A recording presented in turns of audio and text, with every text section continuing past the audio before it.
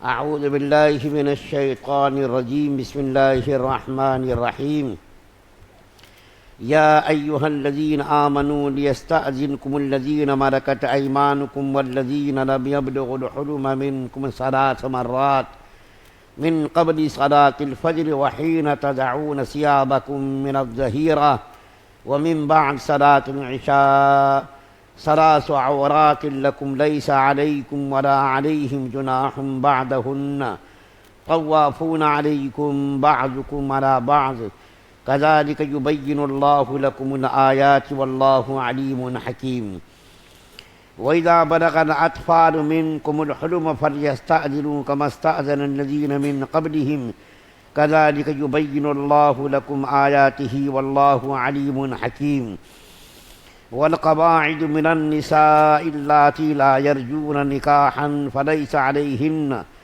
فليس عليهن جناح أن يضعن ثيابهن غير متبرجات بزينة وأن يستعففن خير لهن والله سميع عليم۔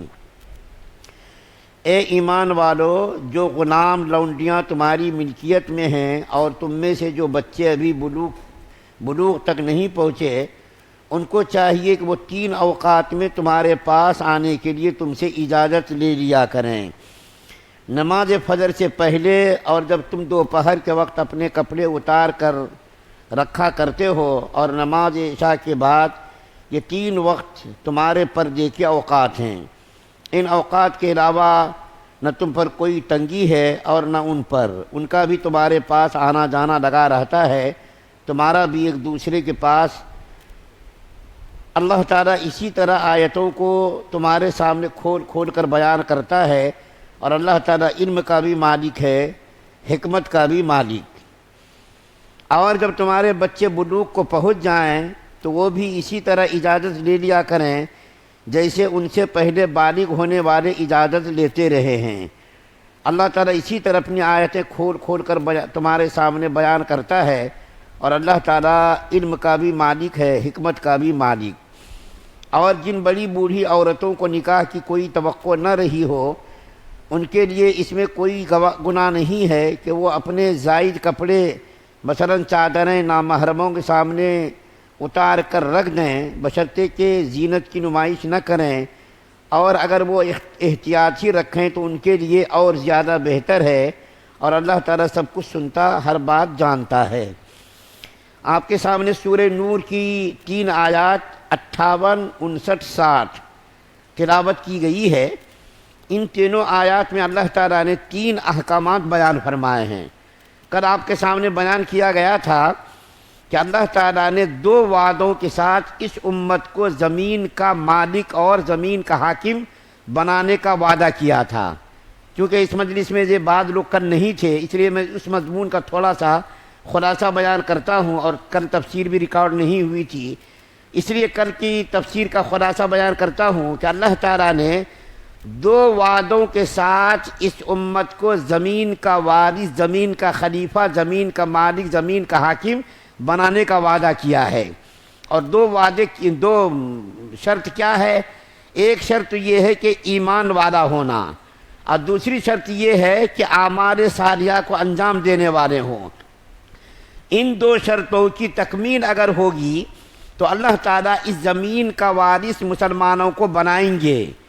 اور یہ وراثت اور یہ خلافت صرف اس امت کی خصوصیت نہیں، بلکہ جن قوموں نے ان 2 شرطوں کی پابندی کی، اللہ تعالیٰ نے ان قوموں کو زمین کا مالک، زمین کا وارث، زمین کا حاکم بنایا۔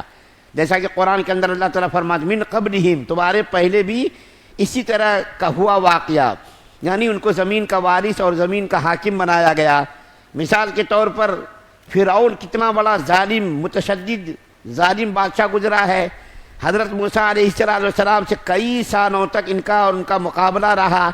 آخر میں اللہ تعالیٰ نے موسیٰ علیہ السلام کو فرعون پر غلبہ عطا کیا، اور بنی اسرائیل کو مصر کی حکومت عطا فرمائی اور شام کی حکومت عطا فرمائی۔ جب انہوں نے ان 2 شرطوں کو پورا کیا تو اللہ تعالیٰ نے بنی اسرائیل کو حاکم بنایا اور زمین کا وارث بنایا۔ اور اس کے بعد پھر اللہ تعالیٰ نے حضرت داؤد علیہ السلام کو، حضرت سلیمان علیہ السلام کو دیکھیے نبوت بھی عطا فرمائی اور حکومت بھی عطا فرمائی. تو اللہ تعالیٰ کا جو ضابطہ ہے، قانون ہے، کسی ایک کے لیے خاص نہیں ہے. اللہ تعالیٰ کے قانون کا، ضابطے کا جو پابند ہوگا، ان پابندی کرنے والوں کے ساتھ اللہ تعالیٰ کا یہ معاملہ ہوگا. اللہ تعالیٰ کی کسی کے ساتھ رشتہ داری نہیں ہے، بھائی چارگی نہیں ہے کہ چلو بھائی کچھ بھی کرتے رہو ہم تم کو مالک بنائیں گے، ایسا نہیں ہے. بلکہ اللہ تعالیٰ نے قانون بنا دیا ہے اور شرطوں کو عائد کر دیا ہے کہ تم نے اگر ان شرطوں کی پابندی کر لی تو اللہ تعالیٰ تم کو زمین کا وارث بنائے گا، خلیفہ بنائے گا، حاکم بنائے گا. یہ کل کی تفسیر کا خلاصہ. آج جو آپ کے سامنے 3 آیات پڑھی گئی ہیں، ان تینوں آیات میں اللہ تعالیٰ نے 3 احکام، نہایت ہی اہم احکام کو بیان کیا ہے. اس سے پہلے دیکھیے اسی سورت کے اندر 27، 28، 29 3 آیات میں ایک مسئلہ بیان کیا گیا تھا جو آپ کے ذہنوں میں بھی ہوگا تازہ. وہ مسئلہ یہ بیان کیا گیا تھا کہ اے ایمان والو، کسی کے گھر میں مت جاؤ بغیر اس کی اجازت کے اور بغیر سلام کے. یہ بات آپ کے سامنے بیان کی گئی تھی. یہ عام آدمیوں کے لیے قانون تھا. عام آدمیوں کے لیے یہ قانون تھا کہ کسی کے گھر اگر جانا ہو ملنے کے لیے تو گھر والوں سے اجازت لے لو، سلام کرو، اجازت کے بغیر اس کے گھر کے اندر داخل مت ہو. تو یہ اللہ تعالیٰ نے حکم بیان کیا تھا. لیکن یہاں جو حکم بیان کیا گیا ہے، ایسے لوگوں کے لیے حکم بیان کیا گیا ہے جو گھروں کے اندر ہمیشہ آنے جانے والے لوگ ہوتے ہیں. ہمیشہ آنے والے، جیسے کہ غلام ہیں، باندیاں ہیں، یا نابالغ بچے ہیں. ایسے لوگ جو آنے جانے والے گھروں کے اندر کام کی ضرورت کی چیزوں کے لیے آنا ہوتا ہے، جانا ہوتا ہے. تو اللہ تعالیٰ نے یہ قانون بنا دیا کہ 3 اوقات میں بغیر اجازت کے، چاہے وہ نابالغ ہو چاہے بالغ ہو، چاہے وہ لونڈی ہو چاہے وہ غلام ہو، گھر کا کوئی بھی فرد ہو، 3 اوقات میں بغیر اس کی اجازت کے مت داخل ہو. 3 اوقات میں.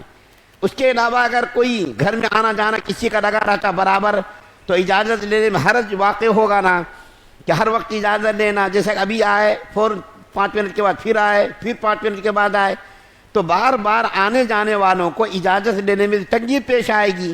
تو اللہ تعالیٰ نے اس کے لیے قانون بنا دیا 3 اوقات کے علاوہ اگر دوسرے اوقات میں جانا ہو تو اجازت کی ضرورت نہیں ہے. وہ 3 اوقات کیا ہے؟ اللہ تعالیٰ فرما رہے ہیں ایک وقت تو یہ ہے صلاۃ فجر سے پہلے، یعنی فجر کی نماز سے پہلے کسی کے پاس بغیر اس کی اجازت کے مت جاؤ، اور دوپہر کے آرام کے وقت، اور دوپہر کے آرام کے وقت بھی مت جاؤ، اور عشاء کی نماز کے بعد بھی بغیر اس کی اجازت کے مت جاؤ. کیوں؟ یہ 3 اوقات ایسے ہوتے ہیں کہ آدمی تخلیہ کو پسند کرتا ہے، تنہائی کو پسند کرتا ہے، خلوت کو پسند کرتا ہے. بعض موقعوں پر انسان زائد کپڑوں کو نکال کر کے آرام کرتا رہتا ہے. میں بھی کبھی کبھی دیکھتا ہوں گھر میں ہمارے یہاں بھی کوئی بوڑھی عورتیں آ گئیں بغیر اجازت کے. میری عادت ہے گھر میں رہتا ہوں تو کپڑے زائد اتار دیتا ہوں، تو بغیر اجازت کے گھس جاتی ہیں، نہ سلام ہے نہ کلام ہے، بغیر اجازت گھس گئیں. اب اتنی شرمندگی ہوتی ہے کہ میں کیا بتاؤں آپ کو.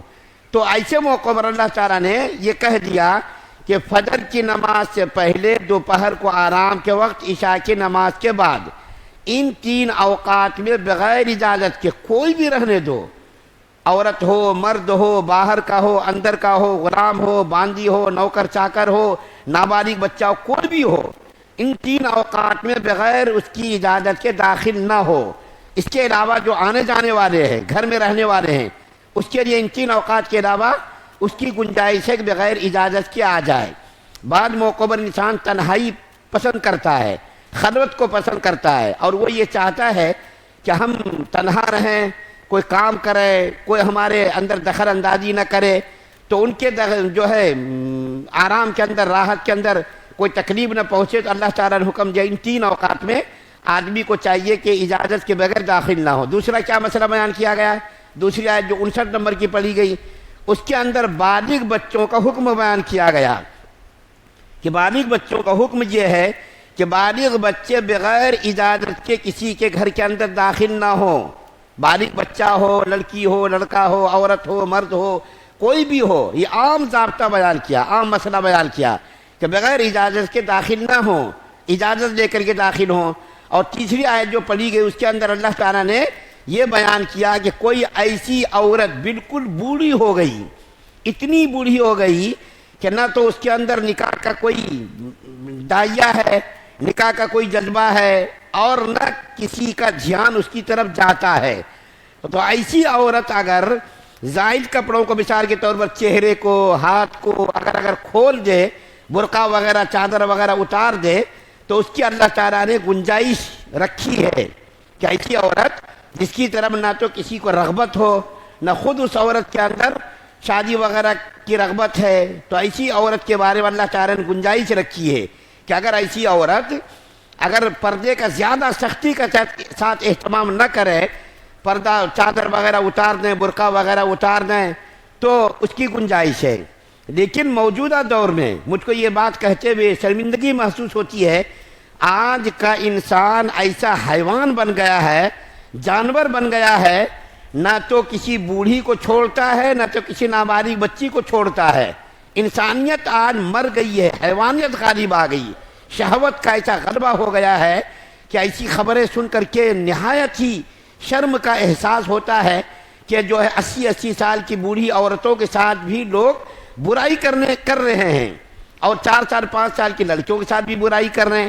ایسے واقعات، ایسے حوادثات پیش آ رہے ہیں، تو اللہ تعالیٰ نے فرمایا کہ ایسی عورت کے لیے تو گنجائش ہے، لیکن اس کے لیے بھی کیا ہے شرط؟ زیب و زینت اختیار کرنا مقصود نہ ہو۔ لیکن موجودہ دور میں احتیاط کرنا ہی بہتر ہے۔ بوڑھی عورتیں بھی دیکھیے کیا زینت کر رہی ہیں کہ اس کے سامنے نوجوان لڑکیاں بھی فیل ہیں، زیورات پہن کر کے، چوڑیاں پہن کر کے، میک اپ کر کے ہر وقت جو ہے بنی ٹھنی رہتی ہیں۔ تو اگر وہ مقصود و زینت دکھانا، تو اللہ تعالیٰ فرمایا ایسی عورت کو پردے میں رہنا ہی چاہیے۔ لیکن اگر کوئی زینت مقصود نہ ہو، زیب و زینت اختیار نہ کرے، بالکل عام سادھارن سن کپڑے میں رہے کہ اس کی طرف کسی کو رغبت نہ ہو، نہ اس کو کسی کی طرف رغبت ہو، تو ایسی عورت کے لیے اللہ تعالیٰ نے گنجائش رکھی ہے۔ لیکن پھر اللہ فرما رہے ہیں اس کے لیے بھی احتیاط کا تقاضا یہ ہے کہ وہ بھی پردہ کرے، احتیاط کا تقاضا۔ لیکن موجودہ دور میں تو احتیاط کیا، ضروری ہے کہ پردہ کرے، بوڑھی عورت بھی پردہ کرے موجودہ دور میں۔ اور یہ شریعت کے اندر جو اللہ تعالیٰ نے گنجائش رکھی ہے، اس گنجائش سے کسی کو فائدہ اٹھانے کا موقع نہ ملے، تو اللہ تعالیٰ نے دیکھے پردوں کا اتنا اہتمام کیا ہے، عورتوں کی عزت و آبرو کی حفاظت کا اتنا اہتمام کیا ہے کہ کہیں سے بھی برائی کا دخل نہ ہو، کہیں سے بھی برائی پھیلنے کا امکان نہ ہو، بے حیائی بے شرمی کے واقعات پیش نہ آئیں۔ اللہ تعالیٰ نے ان تمام راستوں پر پابندی لگا دی ہے، بندش لگا دی ہے، جہاں سے برائی کے پھیلنے کا امکان ہو اللہ تعالیٰ نے راستوں کو بند کر دیا ہے۔